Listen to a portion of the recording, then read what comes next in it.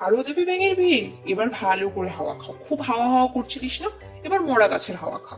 দয়া করো, এ যে ভারী বিপদ, কেউই যে বাঁচবে না আর তোমার জন্য।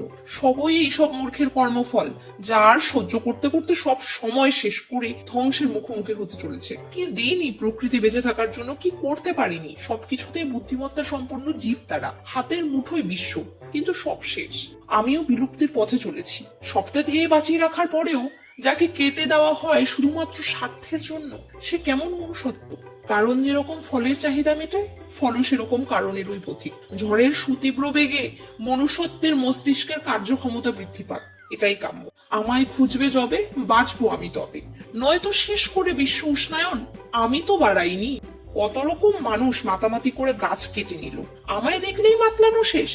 বেশ, বুঝে গিয়েছি আমার আতঙ্ক ছড়িয়ে পড়েছে চারিদিকে, কিন্তু সেটাও মানুষের ওই দুষ্কর্মের ফল, যা তাদের ভোগ করতে হচ্ছে। চারিদিকে এত বড় বড় পোস্টার, গাছ লাগাও, প্রাণ বাঁচাও, কোথায় কেউ তো মানে না, বোঝার চেষ্টা করে না। আর অনেকে বুঝেও স্বপ্ন পূরণ করতে পারেনি। Please like, comment, share and subscribe.